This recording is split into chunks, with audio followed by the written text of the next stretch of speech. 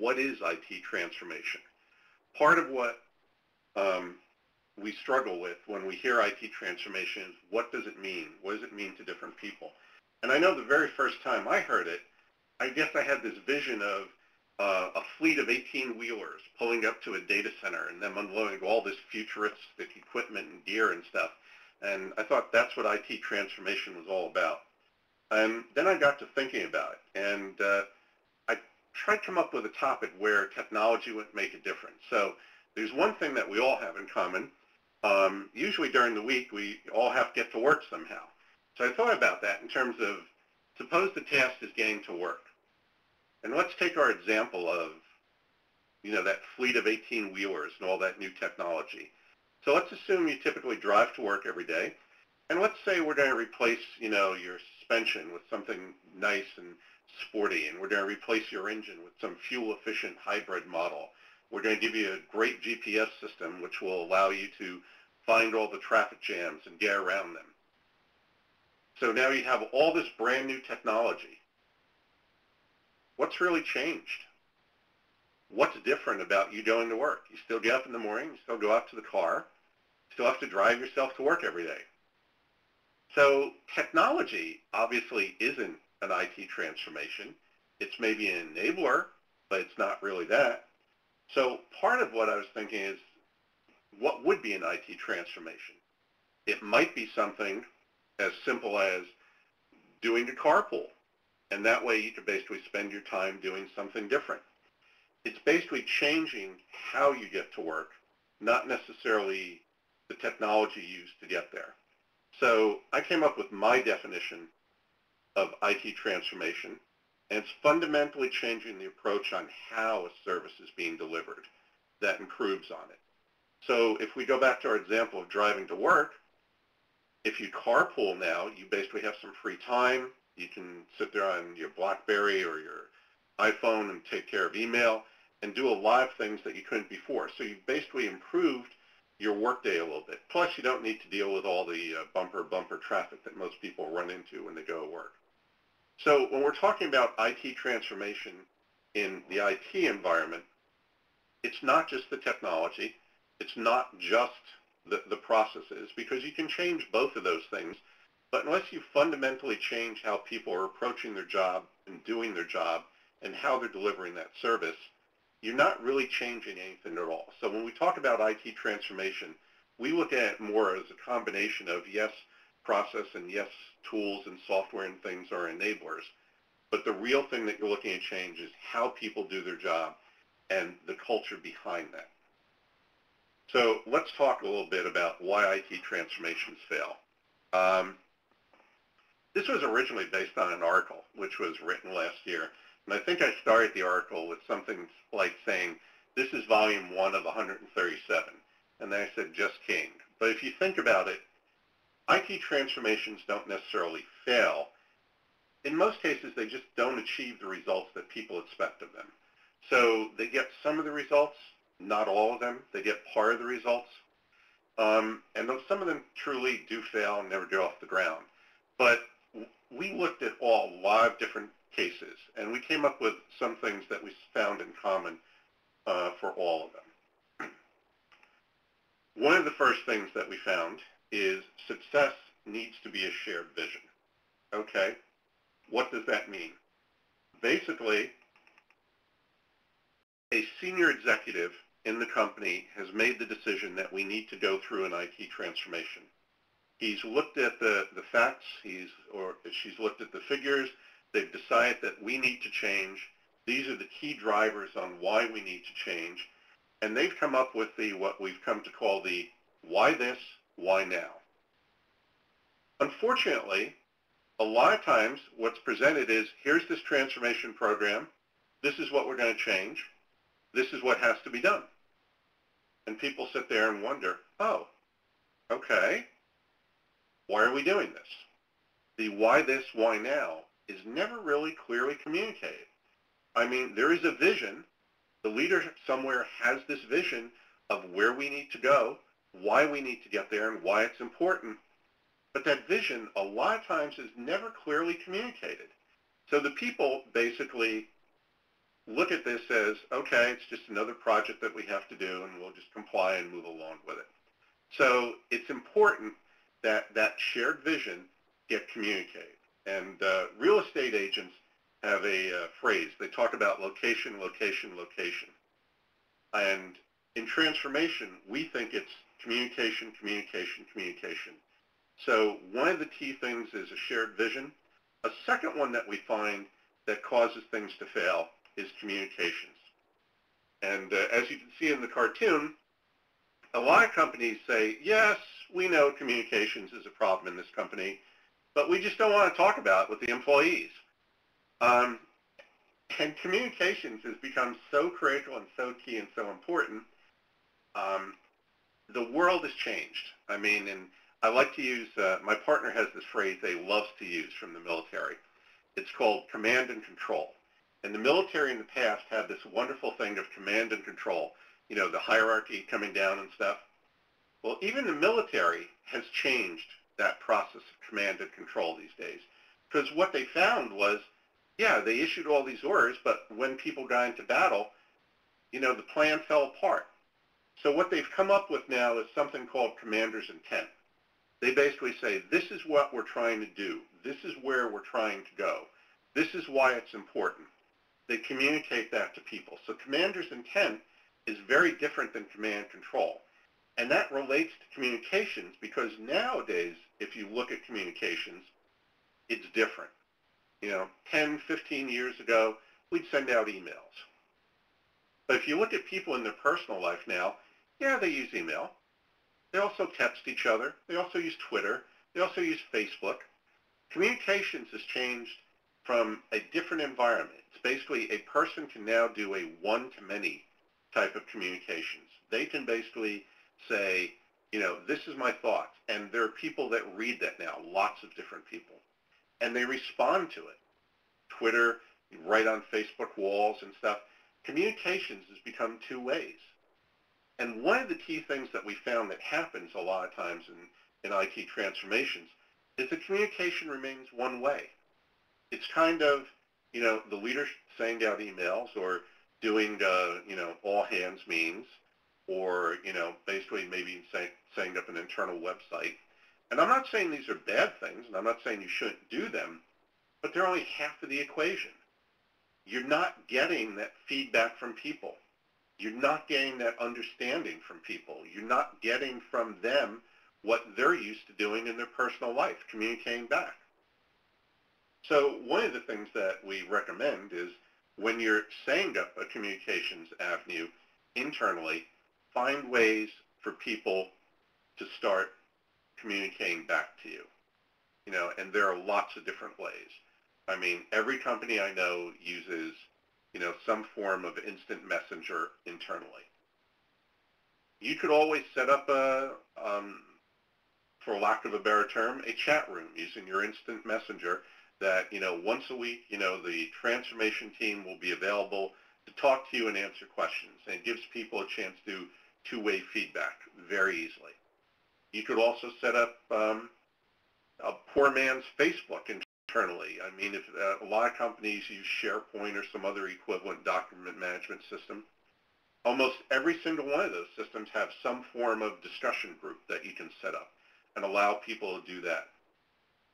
And if you want to be really innovative, there's a lot of companies out there today, like Jive Software and stuff, that actually creates things that give you those types of capabilities to use internally in a company. So what we're saying that's key and critical is you need to communicate, but you need to make sure that communication is two ways. You need to make sure that what you're communicating is being heard and it's being understood. So as we go through IT transformations, you need to make sure you have that vision that you're going to share. You need to make sure that you share it with people and not just, you know, through the normal methods, because, you know, a lot of people get emails, and we were working with one company where we found out a lot of people were literally tagging things coming from the transformation email as spam, so it was going right to the spam bucket. So what you need to do is you need to make sure you're communicating them in lots of different ways. So what's another thing that we found that's important and why IT transformations stumble? Well, metrics. And there's a couple things. I mean, it depends on who you want to look at in terms of different types of measurement systems. Like Baldrige basically had a philosophy that if it wasn't written down, it doesn't happen. So if you were a Baldrige examiner and you were scoring a company, unless the company has specifically written things down, which means they're tracking it somehow, it didn't happen.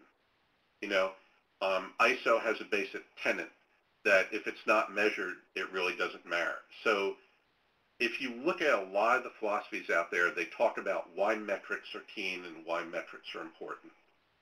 And almost every transformation project we've seen does have metrics. But what you run into is, are they the right metrics? What do you see for most projects? What's the budget? What's the timeline? What are the resources? What are the expenses? The typical PMO project management type metrics and recordings. So one of the things that we say, if you're really going to do a transformation project, you really need to measure it. And you need to measure the project in the way you would measure any other project, but you need to measure the improvements that you're trying to make in that project. So if your transformation project is focused around reducing the number of outages, I mean, one of the metrics you want to have in place is a metric to basically look at the number of outages. But then you need to ask yourself, is that the only metric I should be looking at? I actually have a favorite metric I use to give people an example of a correlation. Everybody has a service desk. Everybody has a help desk of some sort. I will bet you that most people, in terms of that, have a metric that says, what's the average time to complete a call that comes into the service desk? Sounds like a great metric. It's good. You can check productivity. You can see how busy the people are. Lets you do resource planning. It's a wonderful metric. Except for the fact that there happens to be this group on the other side of IT that is putting in place some projects. And one of those projects happens to be something to allow users to do an automated password reset. Great, wonderful. Takes away work from the IT organization, helps improve their productivity, lowers costs. Wonderful thing to do. Of course, next month, the service desk manager is trying to explain why the average time to complete a call suddenly went from 1 minute 30 seconds to 7 minutes. And he has no good explanation except to start digging through all the details that he has and start looking at the type of calls he's got, and then realizing that, oh, no one's calling in to do automated password resets. So one of the things that we stress when you're doing an IT transformation is, yeah, you need to build metrics. You need to build metrics very, very specifically around what it is you're trying to achieve. And if you're trying to achieve multiple things, you need to make sure those metrics are correlated to the rest of the metrics. So you should be able to look at things and get a holistic view, but you should be able to drill down and say, okay, so the average time to complete a call went up significantly, but the fact remains that we have improved in terms of productivity and responsiveness and password resets in this other area. So you need to make sure that when you put metrics in, you put in place the right metrics. So one of the recommendations we make when you kick off an IT transformation is that you actually set a team aside from the normal transformation, the part transformation, but not doing the work, that will develop the metrics for the entire program. Because if you're doing a transformation, you're probably doing things in more than one area. And in that case, everyone's going to develop their own set of metrics, which is nice for what they're doing, but as you roll that up to the leadership, they really need to look at it.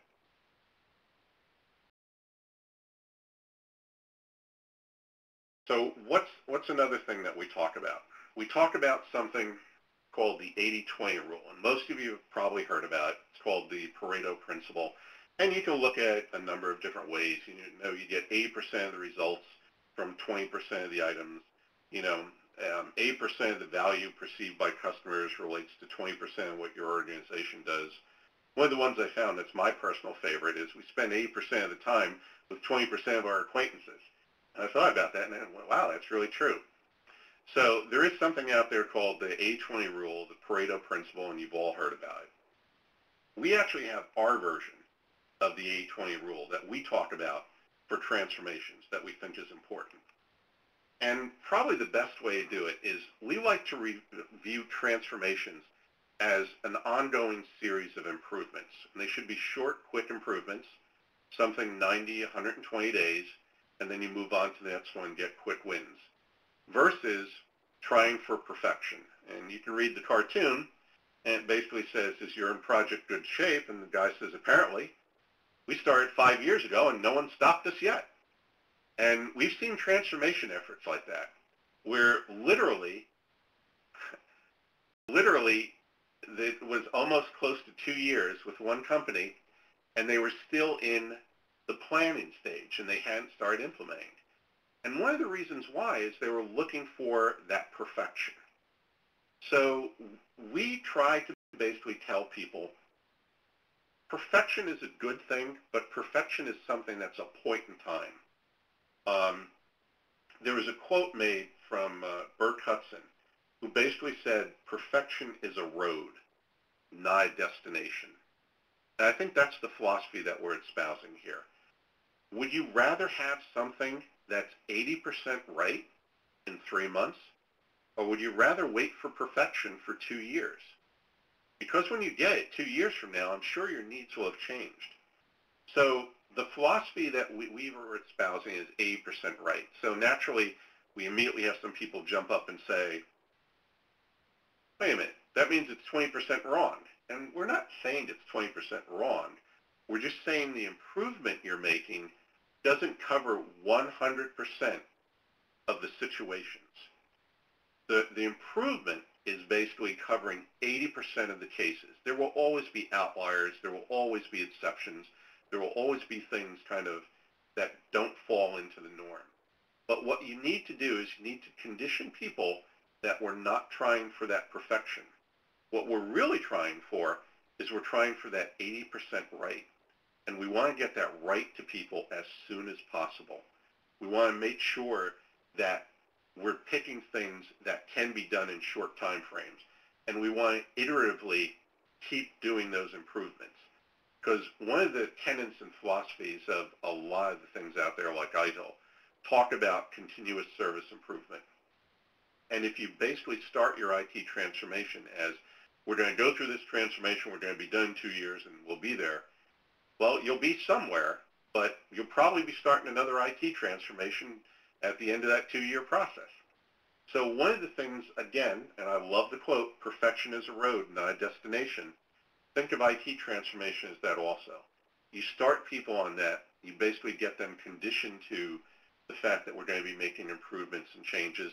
You start doing that on a continuous basis. And soon enough, you'll find that the people pick it up as part of for their philosophy. You see that they look forward to those changes and they don't fight against those changes, which is a key and important part. So let's go back and talk about the 4 simple concepts that we've talked about in terms of what makes a good IT transformation. So a clear, shared vision of the change. Let's communicate to everyone. So why this, why now? You know, people need to understand that.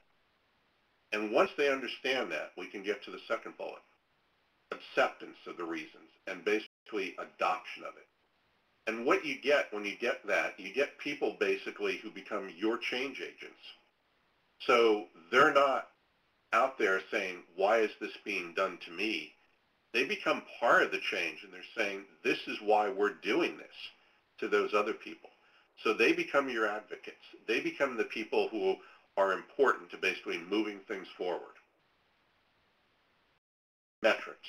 Again, can't stress the importance of metrics enough. I was talking with a potential client once about metrics, And we were basically chatting. He says, yes, we're going through a whole process in terms of, what are the right metrics and place, and we've narrowed it down. I said, good. What have you narrowed it down to? And he said, we have 45 metrics. And I said, 45? He goes, yes. And, he said, I fought a long time, but, I finally convinced them that was too much. And I went, well, that's a good thing. So he was proud of himself. He says, we've now got it down to 20. And I said, well, that's an improvement. And he said, well, what do you think are the right number of metrics? I said, 3 to 5. So you need to make sure you have the right key metrics that you can look at things from a high-level view. Agreed. There are subcomponents under it and metrics under it that you will need to look at to drive things to and drill down to find. But those aren't the ones you should be monitoring on a daily basis. You need a number of key metrics about the changes you're trying to implement and are they truly taking effect. And the last thing that we talk about that's key and critical as you do things, you need to be nimble and quick. You need to have, that cycle, those interim deliverables. You need to get it 80% right. Because there's a saying out there that success breeds success. If you basically start a transformation effort and your first deliverables are, a year, 2 years out, that's a long time. And that's very difficult for people to plan to be that far out. If you start and you basically plan for a deliverable, 3, 4, 5 months out, and you pick the low-hanging fruit, you pick things that are easy to implement, that are good to get done, people start noticing that. People get happy. The teams now making these changes feel better about what they're doing, and they're more incentive to go forward and make other changes. So, again, in terms of why IT transformation efforts fail, they fail because people don't understand the why this, why now. They don't hear about often enough, and I mean, there's another saying out there that talks about if you want people to really hear something, you need to communicate to them 7 times. So you need to do that, and you need to try to figure out what the right way is. You need to make sure that you're measuring the right things as you do these. I mean, because I've seen transformation efforts that have not achieved their results, and every single one of the metrics reported on were green throughout the entire effort. But they were reporting on the project taking place, not the transformation being done. And that 80% right, I mean, my favorite story about that is we were working with one client, and the client was a very consensus-based client. They literally did not like to move forward until they had agreement from everybody. And it took a while for us to work with them and get them to adopt the 8% rule. But after 6 months, it was kind of fun to sit in some of their meetings and watch people stand up and say, I'm going to invoke the 80% rule. Don't we agree that this is 80% right? We can get a significant improvement on this in a short time frame. Don't we agree that, this is a good thing to move forward? And are we going to spend the next, 6 months basically talking about this and not doing anything? And it was amazing to watch the turnaround as people would start to invoke that 8% rule. Another one, the recent client, who is much, much more open to that, we basically did our kickoff meeting with them, and by the end of the second day, they were basically talking about, the 80% rule in terms of how they do things because they saw the value in it. So, simple concepts, clear shared vision, make sure there's understanding, acceptance, and adoption of the reasons for everyone. Implement the right metrics and be nimble, be quick about the things that you need to do. So, let's see if there are any questions. Leah? Thanks, Don. Yeah, I have a few questions here, one regarding communications, another one around vision, and kind of a compound one regarding metrics. So I'll start with communications. If people are marking emails as spam, shouldn't the content be looked into instead of sending out more of the same communications? Absolutely. I mean, part of the reason why people were marking it as spam is the communications that were going out were not really what I would call valuable communications.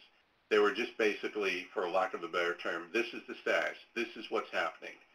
One of the key things that we tell people, and we actually recommend when you're doing a transformation, establishing multiple what we call support teams, one for metrics, another one that we call ACT, which is for adoption, communications, and training. And one of the things that we tell them is you need to figure out who your audience is, what you're trying to communicate to them, why it's important to them and why it impacts them, and what they need to do about it. So that's one of the key things that people need to look at when you're doing communication. A lot of times that's overlooked. So absolutely agree, the content is key and critical. Okay. I guess there's also kind of an expected assumption that the senders know that their emails are being marked as spam. The next question is regarding vision. Can you share a simple example for us of what a clear shared version may be?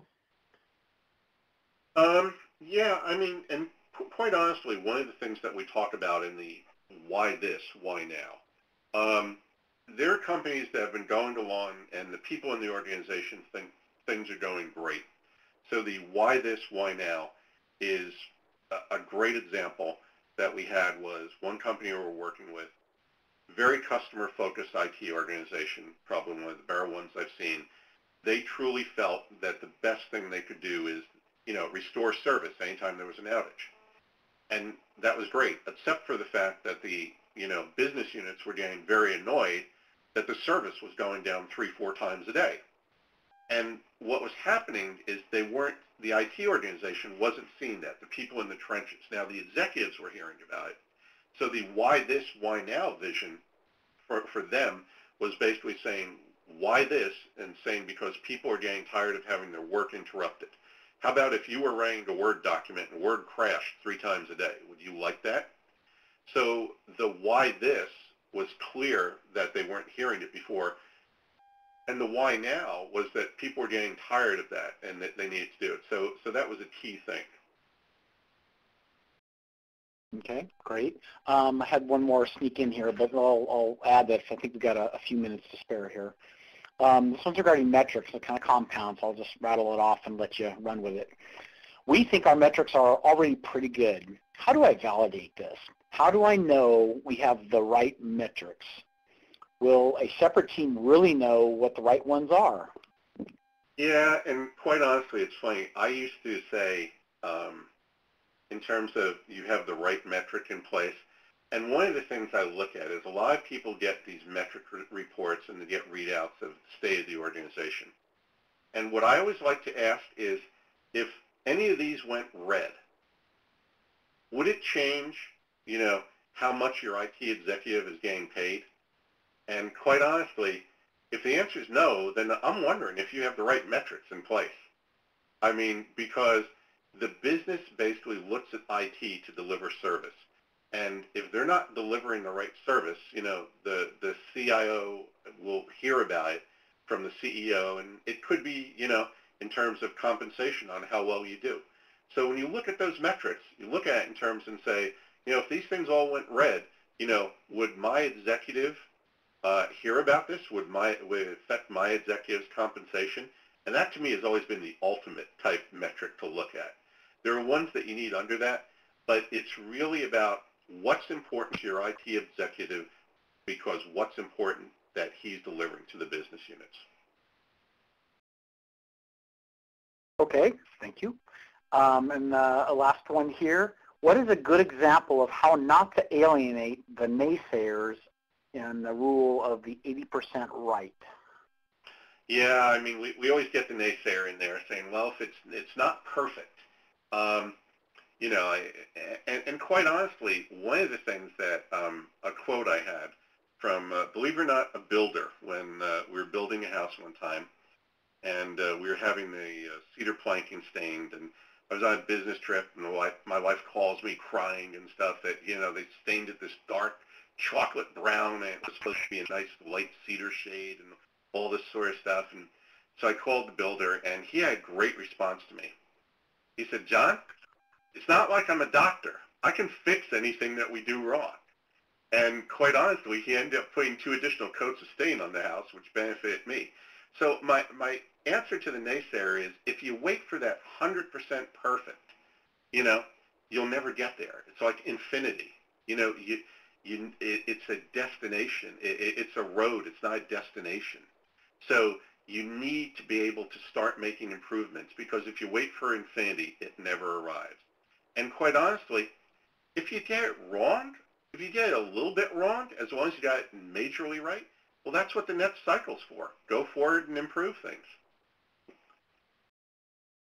So. Very good. Well, that's the all of our questions. I appreciate everybody joining.